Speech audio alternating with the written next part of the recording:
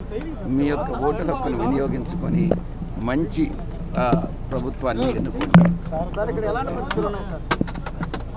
Police వాళ్ళు ఇక్కడ క్యూలు maintain చేయడంలో కానీ, ఇక్కడ క్యూస్ రెగ్యులేట్ చేయడంలో కానీ వైఫల్యం చెందారని నేను చెప్పగలను.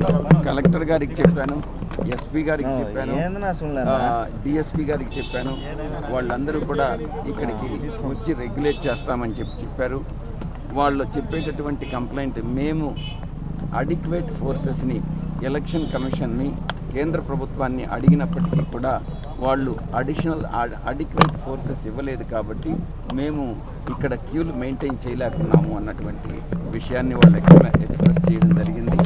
ఈ యొక్క బాధ్యత వాళ్ళు నేను ఒక్కటే చెప్పాను ఎస్పీ గారికి, మీరు అడిషనల్ ఫోర్సెస్ తీసుకొచ్చి క్యూలన్నీ రెగ్యులేట్ చేసి ఎవరైతే ఇన్కన్వీనియన్స్ ఫీల్ అవుతున్నారో ఓటర్స్ అందరూ కూడా వాళ్ళకి ఉపశమనం మీరు కలిగించగలరా లేదా?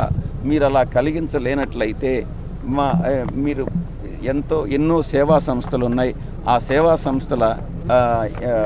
సేవా సంస్థలను ఉపయోగించుకొని ఈ యొక్క క్యూలు మెయింటైన్ చేయండి, మీరు ఆర్డర్ని తీసుకురండి అని అన్నటువంటి విషయాన్ని తెలియజేయడం జరిగింది. ప్రాపర్గా గైడ్ చేసే వాళ్ళు ఎవరు కూడా లేరు. ఉదాహరణకి 189, 190, 191, 192, 193 ఇవన్నీ వరుసగా ఉన్నాయి. ఎవరు లోపల ఎక్కడనో ఒక స్టిక్కర్ అంటించారు బూత్ నెంబరు, బయట ఎక్కడా కూడా సూచికలు ప్రాపర్ గైడెన్స్ అన్నటువంటిది లేదు. ఒకరు ఏ బూత్లో 191లో వేయాల్సినటువంటి వాళ్ళు 192లో నిలుచుకోవడం, 192లో ఓటు వేయాల్సిన వాళ్ళు 188లో నిలబడడం, ఈ రకంగా చాలా కన్ఫ్యూజన్ అన్నటువంటిది ఉంది. ఇవన్నీ కూడా కన్ఫ్యూజన్ క్లియర్ చేయాల్సినటువంటి బాధ్యత, ప్రాపర్ గైడెన్స్ ఇవ్వాల్సినటువంటి బాధ్యత ఎలక్షన్ కమిషన్ మీద ఉంది. లా అండ్ ఆర్డర్ కానీ క్యూలు మెయింటైన్ చేయాల్సినటువంటి బాధ్యత పోలీస్ యంత్రాంగం మీద ఉంది.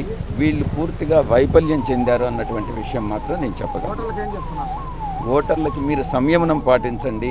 మీరు తప్పకుండా మంచి ప్రజాస్వామ్యంలో మీరు వేసేటటువంటి ఓటు అన్నటువంటిది చాలా విలువైంది. కాబట్టి మీరు సరి అయిన